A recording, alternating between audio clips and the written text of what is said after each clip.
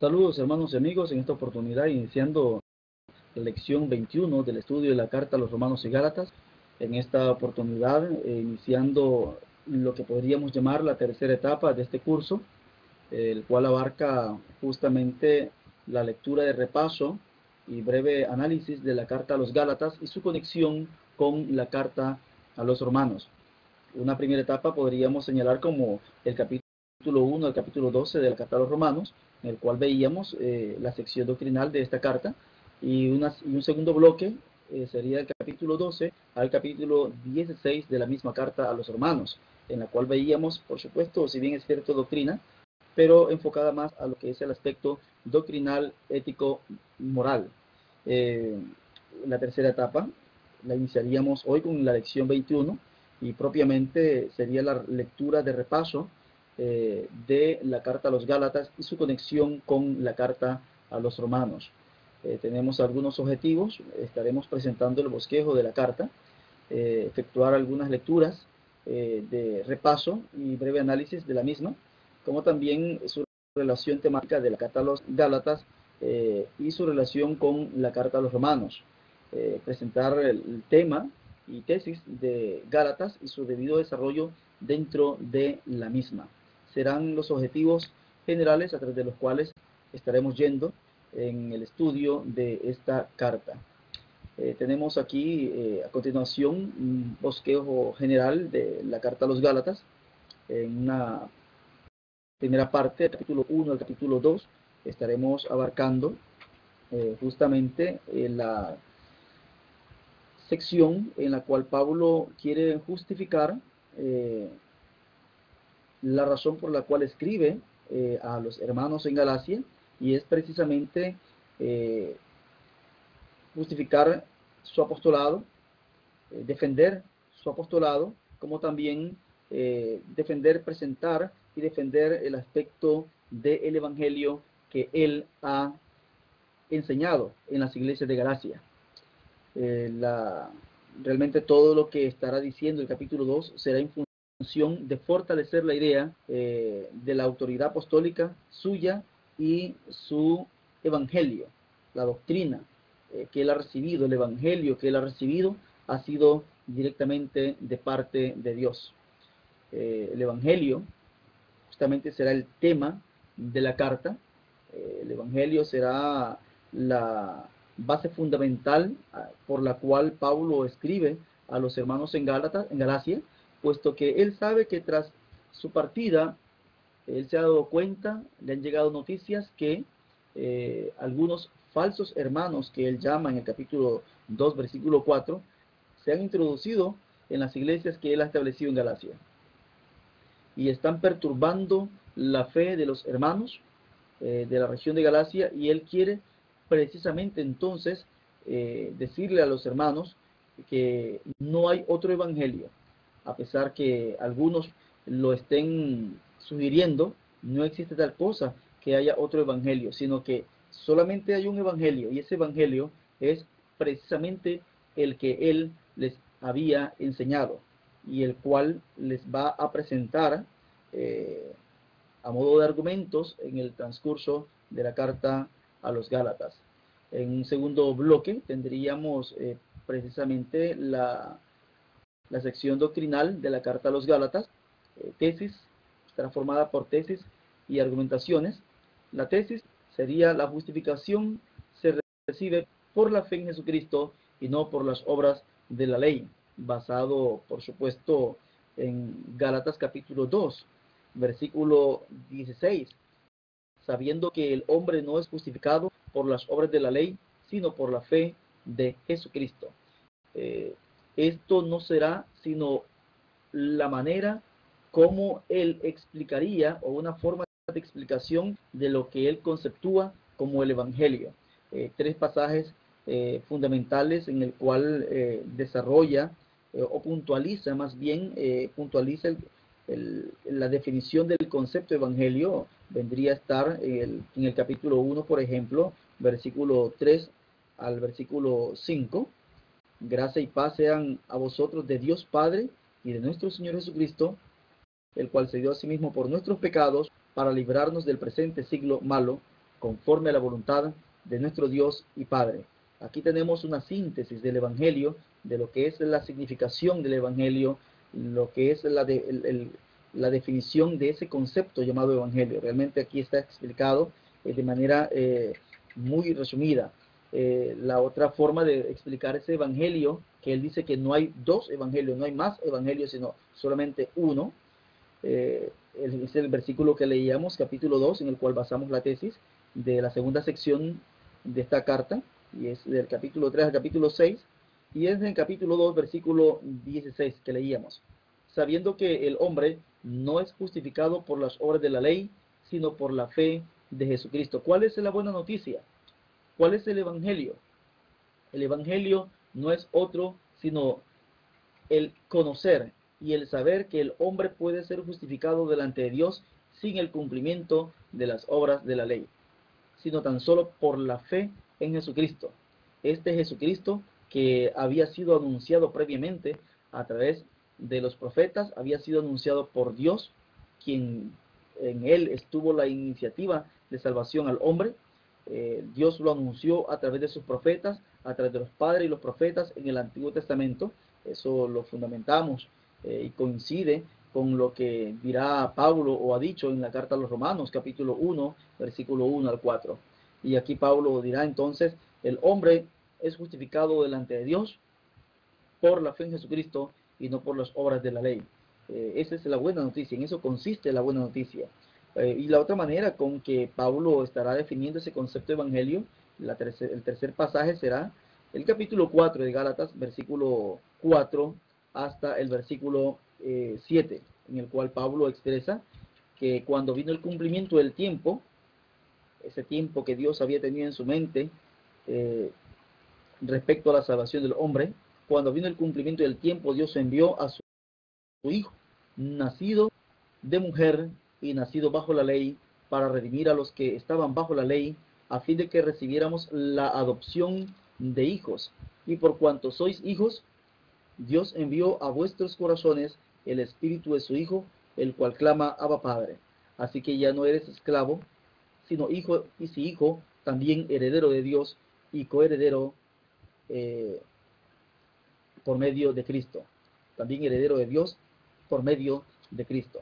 Esta forma, estas palabras no serán sino otra forma de definir también el concepto del Evangelio, que es justamente lo que estará abarcando y argumentando en la segunda sección doctrinal, que es el capítulo 3 hasta el capítulo 6 de la carta a los Romanos. Hay algunos argumentos que fortalecen esta idea, esta tesis, esa tesis que no es sino la definición también del Evangelio, que leíamos en el capítulo 2, versículo 16, y estará fortalecida por algunos argumentos. La libertad en la fe del Espíritu. Vivimos bajo el ámbito del Espíritu, coincidente con la carta a los Romanos, capítulo 8.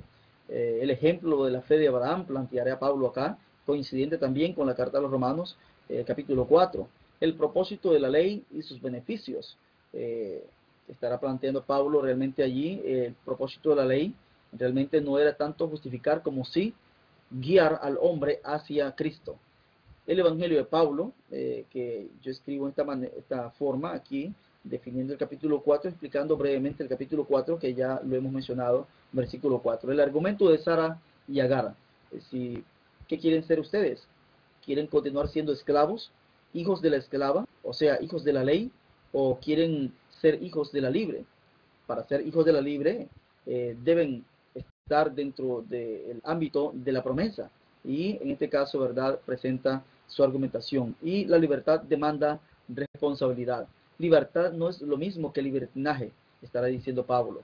Libertad vendrá a ser justamente la conciencia que el cristiano ha de tener en su adentro, conciencia de responsabilidad y compromiso delante de Dios y delante de los hombres, en el andar agradando a Dios en el espíritu y no en los deseos de la carne.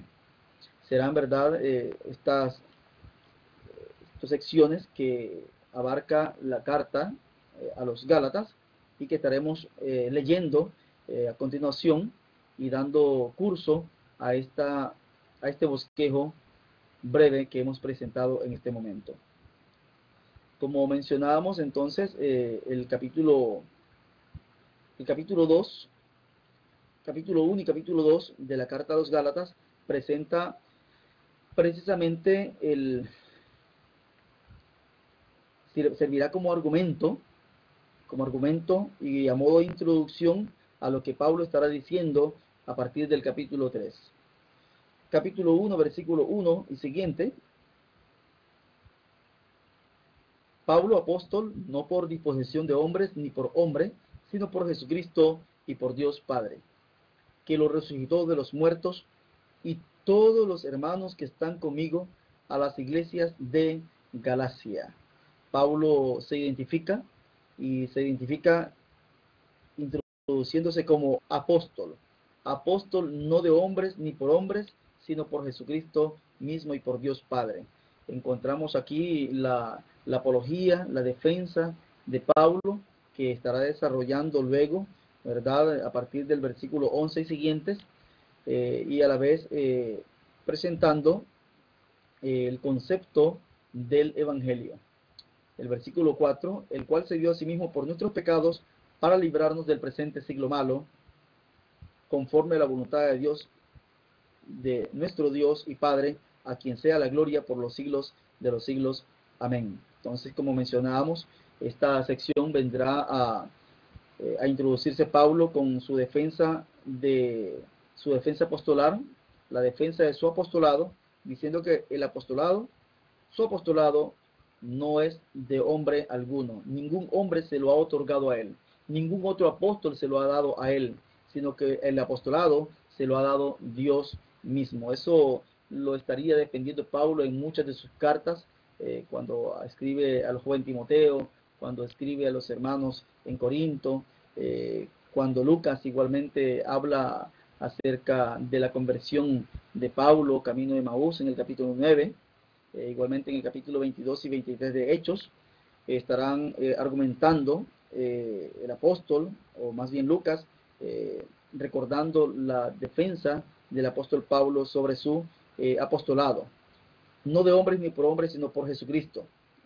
Ha sido Dios mismo quien lo ha constituido, quien lo ha hecho apóstol a los gentiles. Ya en Romanos leíamos en el capítulo 15 de la carta a los Romanos, en el capítulo 15, versículo 14 y siguientes, leemos acá, por ejemplo: estoy seguro de vosotros, hermanos míos, de que vosotros mismos estáis llenos de bondad y rebosantes de todo conocimiento,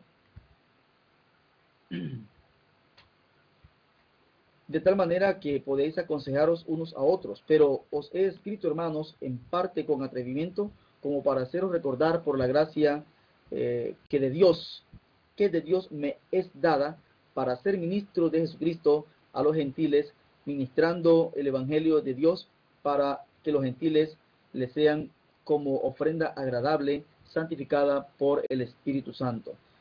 Pablo entonces menciona que él ha sido instituido por Dios ministro a los gentiles. Igualmente encontramos en Timoteo capítulo 2, versículo 7: para esto yo mismo fui constituido predicador, apóstol y maestro de los gentiles en fe y verdad. Digo la verdad, en Cristo no miento, afirma el apóstol Pablo. Así que el apostolado, o su apostolado, no ha sido otorgado por hombre alguno, sino por Dios mismo. Su apostolado en nada es menor que el apostolado de los 12, sino que es de la misma categoría, de la misma naturaleza que aquellos 12. Aunque si bien es cierto, Pablo dice, mi apostolado, yo he sido constituido apóstol para los gentiles. En el capítulo 2, por ejemplo, narra que cuando él se encuentra con los hermanos en Jerusalén, cuando él se encuentra con los hermanos allá, se encuentra con los pilares de la iglesia, y en el capítulo 2, versículo 6 hasta el versículo 10, menciona particularmente el versículo 7 y siguientes: antes, por el contrario, como vieron que me había sido encomendado el evangelio de la incircuncisión, como a Pedro el de la circuncisión, Pues el que actuó en Pedro para el apostolado de la circuncisión, o sea, el apostolado a los judíos, actuó también en mí para con los gentiles. O sea que el mismo que constituyó apóstol a Pedro ha sido el mismo quien lo ha constituido a él también apóstol. Solo que a Pedro y a los 12, al resto de los 12, su apostolado fue direccionado hacia los judíos. Y Pablo fue constituido también por Dios mismo, pero para predicar a los gentiles. Y reconociendo la gracia que me había sido dada, Jacobo, Cefas, que es Pedro, y Juan, que eran considerados como columnas, nos dieron a mí y a Bernabé la diestra en señal de compañerismo para que nosotros fuéramos a los gentiles y ellos a los de la circuncisión. Encontramos ahí entonces la defensa del apóstol en cuanto a su apostolado. ¿Esto por qué?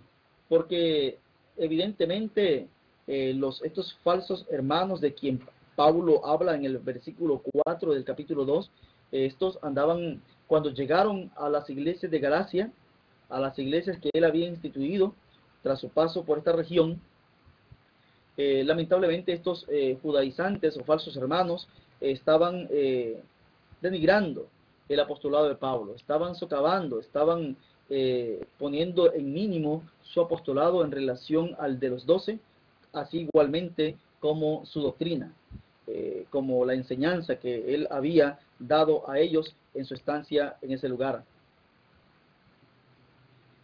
Se habían encargado de denigrar y de poner en tela de juicio, en tela de duda, su apostolado y su doctrina. Ante lo cual, entonces, Pablo se propone en estos dos capítulos fortalecer realmente la autoridad, su autoridad apostólica y la autoridad del evangelio que él les ha dado a ellos. Desde el versículo 11, por ejemplo, del capítulo 1 y siguientes, Pablo estará abordando la idea y fortaleciendo la idea de que su doctrina, la doctrina, el evangelio que él ha recibido, no lo ha recibido de ningún otro apóstol, no lo ha recibido de ningún otro hermano, sino que este evangelio que él ha recibido y que él les ha predicado a ellos en Galacia, lo recibió directamente por revelación. Capítulo 1, versículo 11. Pero os hago saber, hermanos, que el evangelio anunciado por mí no es invención humana, pues yo ni lo recibí ni lo aprendí de hombre alguno, sino por revelación de Jesucristo. Entonces, su apostolado no procede de hombre alguno, así como tampoco su doctrina, su evangelio, la enseñanza, la esencia del evangelio, él tampoco la ha recibido de hombre alguno, sino que la ha recibido también directamente de parte de Dios. Pablo habría tenido en muchas ocasiones al inicio, particularmente al inicio de su ministerio, tras su encuentro con el Señor en el camino a Damasco, según Hechos capítulo 9.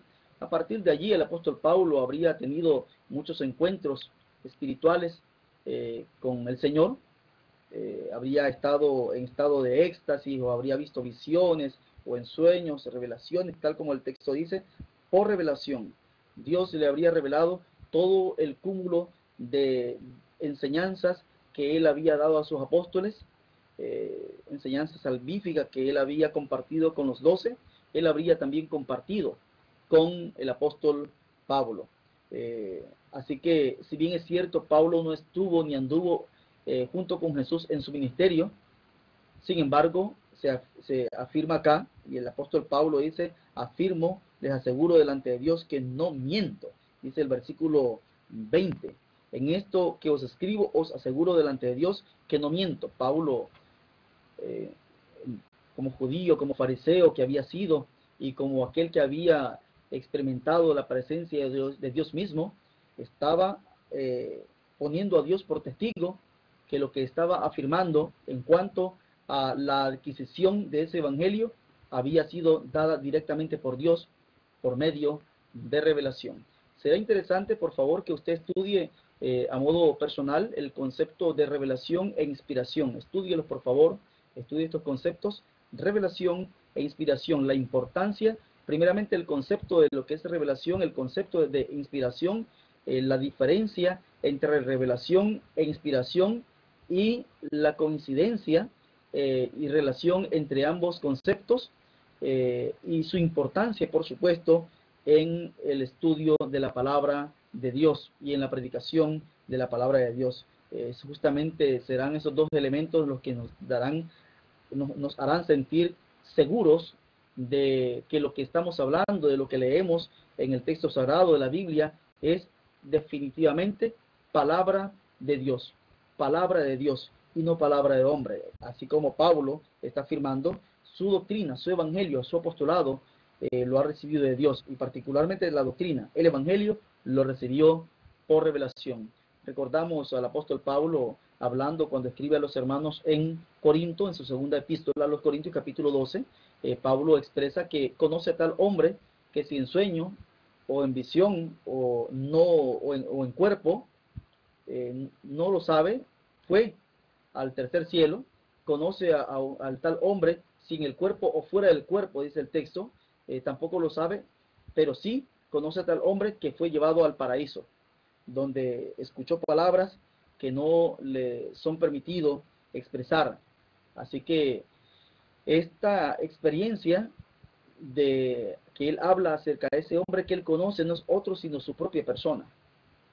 Él se refiere a sí mismo. Pablo se refiere a sí mismo en cuanto a ese hombre que si fuera del cuerpo o en el cuerpo o fuera del cuerpo, no lo sabe explicar, solo sabe que fue llevado al paraíso, fue llevado al tercer cielo. Y allí, en ese estrato espiritual, en esa esfera espiritual, habría recibido la revelación de parte de Dios, el evangelio de parte de Dios mismo. Menciona en el versículo 14, por ejemplo, en el judaísmo aventajaba a muchos de mis contemporáneos en mi nación, siendo mucho más celoso de las tradiciones de mis padres. Pero cuando agradó a Dios, que me apartó desde el vientre de mi madre y me llamó por su gracia, revelar a su Hijo en mí, para que yo lo predicara entre los gentiles, no me apresuré a consultar con carne y sangre. No fue Pablo, yo no fui a consultar con ningún ser humano, con ningún hombre. Tampoco subí a Jerusalén para ver a los que eran apóstoles antes que yo, sino que fui a Arabia y volví de nuevo a Damasco. Tras su conversión, tras su encuentro con el Señor camino a Damasco, luego de haber recibido el bautismo por Ananías, él habría ido a Arabia. Allí en esa zona de Arabia, en esa zona desértica, solitaria, habría recibido de parte de Dios las revelaciones acerca del evangelio, el contenido del evangelio que él habría expresado y desarrollado y explayado en el transcurso de cada una de sus cartas, escritas circunstancialmente y en la necesidad circunstancial de cada destinatario, ya sean iglesias o ya fuesen individuos en particular, como lo fue en el caso a Tito y Timoteo, y a iglesias como fue a Corinto, a la iglesia en Corinto, a la iglesia en Roma, en este caso a la iglesia en Galacia. Su objetivo será, en este caso, exponer el evangelio de manera escrita, explicar esa revelación que él ha recibido y que recibió de parte de Dios, explicárselos a ellos. Entonces, con esto, Pablo está argumentando la idea de que su apostolado, y según el versículo 11 y 12, y su evangelio, él lo ha recibido de parte de Dios y no por ningún hombre, como aparentemente era lo contrario que estaban enseñando sus enemigos, aquellos falsos hermanos, y es muy probable que estos estuviesen diciendo que su apostolado, él recibió el apostolado por parte de los 12. Esa doctrina que él anda enseñando, esa doctrina la recibió por parte de algún maestro por allí. Y Pablo les dirá, no, de modo alguno. En modo alguno, por el contrario, esta doctrina, este evangelio, lo he recibido de parte de Dios. Y Pablo escribe esto justamente para decirles a ellos, de acuerdo a lo que es el versículo 6, en el cual denuncia a los falsos maestros y ese pseudo evangelio que estaban predicando, y él les dice, estoy asombrado de que tan pronto os hayáis alejado del que os llamó por la gracia de Cristo para seguir un evangelio diferente. No que haya otro evangelio, sino que hay algunos que os perturban y quieren alterar el evangelio de Cristo. No hay otro evangelio, sino uno solo. Lamentablemente, y solamente es que hay algunos que quieren tergiversar y están tergiversando el evangelio que yo les he predicado. Dice, estos y cualquier otro que prediquen un evangelio distinto en contenido y forma a lo que yo les he predicado, diría Pablo, parafraseando el contenido, cualquiera que sea, y enseñe un evangelio distinto del que yo les he enseñado, quede bajo maldición. Quede bajo maldición. Será la sentencia apostólica de este gran apóstol sobre cualquiera que anuncie un evangelio diferente, sobre cualquier otro que atente sobre el evangelio. ¿Y cuál es el evangelio? Que es solamente en Jesucristo, en quien se puede tener justificación. No se puede poner otra plataforma como base de salvación, sino solamente la fe en Jesucristo, la fe en el Hijo de Dios, a quien Dios envió a su debido tiempo para redimir a aquellos que estaban bajo la ley, justificar sin las obras de la ley y solamente por la fe a todos los hombres sin excepción de personas, diría a los hermanos en Roma, y aquí estaría igualmente explicando este evangelio que es justamente el envío de el Señor Jesucristo por parte de Dios para librar, dice acá, a todos del pecado, el cual se dio a sí mismo por nuestros pecados para librarnos del presente siglo malo. Será entonces el contenido justamente de ese evangelio. Repásese por favor los tres pasajes que mencionábamos hace unos instantes atrás, capítulo 1, versículo 3 al versículo 4. Ahí está el evangelio dicho en labios del apóstol Pablo. Capítulo 2, versículo 16 al versículo capítulo 2, versículo 16, tenemos allí igualmente otra forma de la esencia del evangelio, otra forma de expresarlo Pablo, de expresar ese evangelio, y igualmente, ¿verdad?, otra forma de expresar ese evangelio que él les ha dado a ellos es capítulo 4, versículo 4 hasta el versículo 7. Serán tres pasajes fundamentales en la carta a los Gálatas en el cual leemos de parte de Pablo mismo. Vemos ahí el pensamiento de Pablo en cuanto a lo que él conceptúa y cómo conceptúa la definición del concepto evangelio. Entonces, estamos diciendo que el capítulo 1 y capítulo 2 no son sino la manera con que Pablo está fortaleciendo la tesis de que no hay otro evangelio, sino un solo evangelio, y que su apostolado, y que ese evangelio, ha sido dado directamente de parte de Dios por revelación, así como también su apostolado no ha sido otorgado a él por ningún ser humano, sino por Dios mismo. El capítulo 1, versículo 18 explica, narra algunos viajes, algunos momentos en el cual él estuvo con los hermanos en Jerusalén. Versículo 18 dice que estuvo con Pedro, permaneció 15 días con él, pero no vi a ningún otro de los apóstoles, sino a Jacobo, el hermano del Señor. El versículo 21, después fui a las regiones de Siria y de Cilicia, pero no me conocían solamente, sino solamente decían y lo recordaban a él como el perseguidor.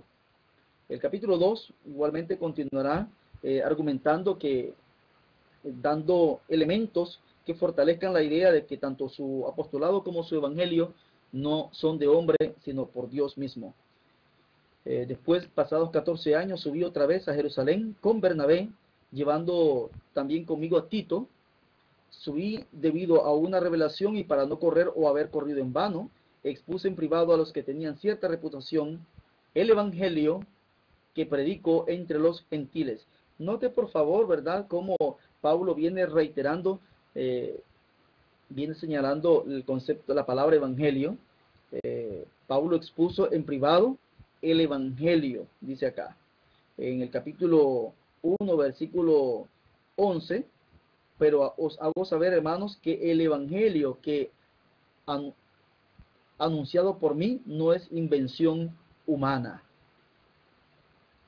Veamos otro pasaje en el capítulo 1, también capítulo 1, versículo 6, versículo 7, 6 y 7. Estoy asombrado de que tan pronto os hayáis alejado del que os llamó por la gracia de Cristo para seguir un evangelio diferente. Note por favor cómo va Pablo acá señalando la palabra o repitiendo la palabra evangelio. Es una de las palabras favoritas de Pablo en estos dos capítulos. Luego vea el versículo 8. Pero si aún nosotros o un ángel del cielo os anunciare un evangelio diferente del que os hemos anunciado, sea anatema. Vuelve a mencionar la palabra evangelio. Versículo 9, parte B. Si alguien os predica un evangelio diferente del que habéis recibido, sea anatema. Si alguien os predica un evangelio diferente, vuelve Pablo a mencionar el concepto del evangelio. Luego ya mencionábamos el versículo 11, el evangelio que anunciado por mí, nuevamente el versículo, capítulo 2, versículo 2, la última parte del versículo 2, vuelve a decir el evangelio. En el capítulo 2, versículo 7, antes por el contrario, como vieron que me había sido encomendado el evangelio de la circuncisión, como a Pedro el de la incircuncisión, vuelve Pablo a mencionar el concepto del evangelio. O sea que para Pablo este concepto es de suma importancia, de vital importancia en estos dos capítulos. Pablo tiene en mente algo de importancia y ve algo de suma importancia en este concepto. Vuelve a mencionarlo en el capítulo 2, versículo 14. Pero cuando vi que no andaban rectamente conforme a la verdad del evangelio, dije a Pedro, delante de todos, etc. Vuelve a mencionar el concepto del evangelio. Así que estos dos capítulos tendrán como propósito realmente fortalecer, como mencionábamos, la idea del apostolado verdadero de Pablo, y la doctrina o el evangelio también ha sido dado directamente por Dios, así como su apostolado directamente por Dios y Jesucristo, confirmando el hecho que estos versículos nos confirman la realidad que el tema realmente de la carta a los Gálatas será, y será a continuación la presentación de ese evangelio, una explicación, una consolidación de ese evangelio a través de las argumentaciones que estaremos viendo en los capítulos subsiguientes, ya casi concluyendo, como hemos dicho, el estudio de la carta a los Romanos y Gálatas. Serán justamente estos dos capítulos introductorios que estaremos viendo. Vea por favor el capítulo 2, el versículo 11 siguientes. En esta sección Pablo expondrá el encuentro que tuvo con el apóstol Pedro en la región de Antioquía, donde cuando Pedro llega a la iglesia de Antioquía, Pedro comía y bebía con los hermanos, pero cuando veía llegar a los hermanos de parte de Jacobo, allá desde Jerusalén, entonces se hacía con ellos y hacía de cuenta que no conocía a los gentiles. Pablo afirma que Pedro lamentablemente había caído en hipocresía, y en su hipocresía también había arrastrado también a Bernabé, de tal manera que aún Bernabé fue también arrastrado por la hipocresía de ellos, por la hipocresía de Pedro y la de los demás hermanos. Entonces dije, versículo 14, pero cuando vi que no andaban rectamente conforme a la verdad del evangelio, dije a Pedro y a los demás, a todos, repito el versículo 14, pero cuando vi que no andaban rectamente conforme a la verdad del evangelio, dije a Pedro delante de todos, si tú, siendo judío, vives como los gentiles y no como judío, ¿por qué obligas a los gentiles a judaizar? Pregunta el apóstol Pablo. La judaización no era sino la enseñanza y el anhelo de los judíos de hacer que los gentiles pudiesen guardar las obras de la ley. Era el afán casi enfermizo de los judíos de hacer que aquellos que eran cristianos pudiesen abrazar la fe judaica, en este caso la fe en las obras de la ley como elementos justificativos, como vamos a ver más adelante en el capítulo 5 y capítulo 6, como Pablo menciona uno de los elementos allí que es precisamente la circuncisión, uno de los puntos principales de esa judaización, y la circuncisión sería concebida como el elemento primordial para poder ser salvo delante de Dios. El argumento lo encontramos en Hechos capítulo 15, versículo 1, cuando Lucas afirma que algunos judíos andaban enseñando a los gentiles: si no os circuncidáis, no podéis ser salvos. Esa era la tesis, que para ser entonces salvos se debía circuncidar. La práctica de la circuncisión era primordial para ser salvo. Ya no era entonces la fe en Cristo, sino la circuncisión como base de la justificación.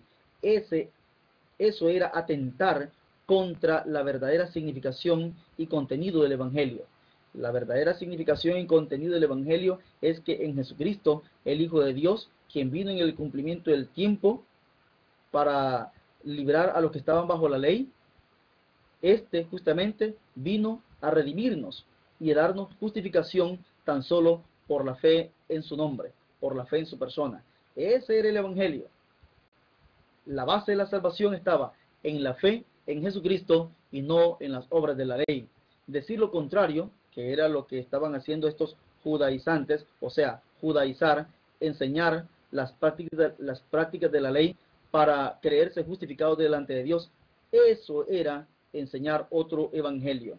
En la actualidad puede suceder de repente lo mismo, enseñar cualquier elemento que no sea la persona de Cristo como base única de la salvación, será en un sentido aplicativo básicamente asumir u ocupar el lugar y el pensamiento de aquellos llamados judaizantes, o como en este caso Pablo les llama falsos hermanos, y les dice que estaban judaizando, o sea, enseñando cosas de la ley de Moisés, como hoy de repente se quiere enseñar que hay que hacer tal o cual cosa, que hay que creer tal o cual cosa para poder estar justificado delante de Dios, y ya no es entonces la fe en Cristo para algunos la base de la justificación y la salvación, sino la práctica ritualística, la práctica litúrgica de X o Y elementos. Eso debe ser desplazado de nuestras mentes, de nuestros corazones, y quitar esos elementos como base de salvación y establecer, por supuesto, la doctrina de Cristo. Ahora notemos, por supuesto, importante, la doctrina de Cristo es justamente la enseñanza acerca de su persona, acerca de su persona y su relación con Dios y su relación salvífica para con nosotros los hombres. A continuación, en el versículo 15, encontramos el versículo que establecíamos como tesis de estos dos capítulos: nosotros, judíos de nacimiento y no pecadores entre los gentiles, sabiendo que el hombre no es justificado por las obras de la ley, sino por la fe de Jesucristo, nosotros también hemos creído en Jesucristo, o sea, nosotros los judíos, para ser justificados por la fe de Cristo y no por las obras de la ley. O sea, eso es la plática que está sosteniendo Pablo con Pedro. Por cuanto por las obras de la ley nadie será justificado. Ahora bien, si buscando ser justificados en Cristo, también nosotros resultamos ser pecadores, o sea, si buscando ser justificados en Cristo, también nosotros, o sea, nosotros, los judíos, o sea, tú, Pedro, y yo, Pablo, que somos judíos, buscando ser justificados en Cristo, somos también hallados pecadores, o resultamos ser también pecadores, o sea, por cuanto participamos y comulgamos con los gentiles. ¿Es por eso Cristo ministro de pecado? ¿Será entonces ministro de pecado Cristo porque ministra a aquellos a quienes los judíos o aquellos que en la mente de los judíos eran pecadores? ¿Quiénes eran los pecadores en la mente de los judíos? Los gentiles. Todos aquellos que no fuesen judíos eran para los judíos pecadores. Todo gentil era un pecador. Ahora bien, dice Pablo, si buscando ser justificados en Cristo, también nosotros, o sea, judíos, resultamos ser pecadores, o sea, porque comulgamos con judíos, con gentiles, ¿es por eso Cristo ministro de pecado? De ninguna manera. Porque si las cosas que destruí, las mismas vuelvo a edificar, transgresor me hago. Yo por la ley morí para la ley. O sea, yo por la ley, por el conocimiento de la ley y por las cosas que dice la ley, como guía hacia Cristo, he muerto para esa misma ley. A continuación tenemos el versículo 20. Con Cristo estoy juntamente crucificado, y ya no vivo yo, mas vive Cristo en mí. Y lo que ahora vivo en la carne, lo vivo en la fe del Hijo de Dios, el cual me amó y se entregó a sí mismo por mí. No desecho la gracia de Dios, pues si por la ley viniera la justicia, entonces en vano murió Cristo. Pablo con esto le aclara al apóstol Pedro realmente lo injustificable de su acto de hipocresía, porque realmente Pedro había caído en hipocresía al apartarse de los gentiles, con quienes primeramente comía y bebía, pero luego que venían los judíos de parte de Jacobo en Jerusalén, o de Jerusalén, él se apartaba de los gentiles y se iba con los judíos, haciendo de cuenta que no comulgaba o no tenía comunión con los gentiles, por temor a que le llamaran pecador. Pero Pablo le dice, si buscando ser justificados en Cristo, nosotros también resultamos ser pecadores. O sea, ¿cómo? Por cuanto comulgamos con pecadores. ¿Es por eso Cristo ministro de pecado? De ninguna manera. De ninguna manera. Pablo estará diciendo entonces con esto que reafirmando el concepto del versículo 16, o más bien la definición en el versículo 16 acerca del contenido y esencia del Evangelio. La justificación no se recibe por guardar las obras de la ley, como lo estaba pretendiendo Pedro y otros, estos a quienes Pablo llama en el 2:4 falsos hermanos, justificados de la ley, justificados delante de Dios por las obras de la ley. Pablo dice acá, en modo alguno. Esta sección que hemos leído, la sección del capítulo 2, versículo 11 hasta el versículo 21, si bien es cierto, es un bloque, un solo bloque, capítulo 1 y capítulo 2, sin embargo, esta última parte, particularmente el versículo 15 hasta el versículo 21, si bien es cierto, se encuentra dentro de la sección narrativa del apóstol en cuanto y a la vez argumentativa para defender la soberanía del Evangelio ante la ley de Moisés y para fortalecer la idea de que su Evangelio había sido dado por Dios y no por los hombres. Si bien es cierto, pertenece a este bloque de ideas argumentativas, justificativas.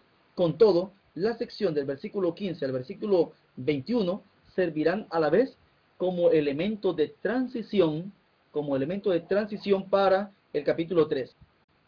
Así que servirá como elemento de transición entre el bloque del capítulo 1 y capítulo 2 con el segundo bloque del capítulo 3 al capítulo 6, puesto que en el capítulo 3 y siguientes se estarán presentando argumentos que vienen a explicar al cristiano los beneficios que el cristiano viene a obtener con la libertad que se tiene en la fe en Jesucristo, o sea, por la obediencia al Evangelio y la vivencia de ese Evangelio.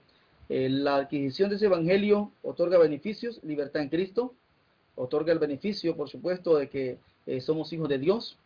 Ese Evangelio nos ha hecho partícipes del don del Espíritu de adopción, pero este Evangelio, la recepción de este Evangelio, implica una vivencia como lo dirá el capítulo 2, versículo 20, con Cristo estoy juntamente crucificado, y ya no vivo yo, mas vive Cristo en mí. Y lo que ahora vivo en la carne, lo vivo en la fe del Hijo de Dios, el cual me amó y murió por mí, y se entregó a sí mismo por mí. El versículo 20 vendrá a explicar, es otra forma de expresar el Evangelio, pero este es un Evangelio en la praxis. El Evangelio, en esta sección del capítulo 3 al 6, se presentarán secciones prácticas de ese Evangelio. Particularmente cuando entremos al capítulo 5, versículo 16 en delante, encontraremos, ¿verdad?, la praxis del Evangelio. El Evangelio no es solamente fe, sino también una vivencia ética moral de acuerdo a la presencia del Espíritu de libertad en nosotros, espíritu de libertad que no es en modo alguno espíritu de libertinaje, sino de salvación, libertad en Cristo Jesús, que a la vez nos conlleva a un compromiso de fidelidad, lealtad a Dios y a su palabra. Estaremos con esto llegando al término de esta lección, lección 21 de el curso de Romanos y Gálatas, y con esta lección hemos dado inicio a la tercera etapa corta de este estudio, y estamos abarcando justamente una lectura de repaso de la carta a los Gálatas y su relación con la carta a los Romanos. Así que Dios les bendiga, Dios bendiga sus ministerios, Dios bendiga sus vidas, Dios bendiga esta lección, Dios bendiga este curso. Saludos, su hermano Guillermo les saluda, Dios les bendiga a todos. Bendición.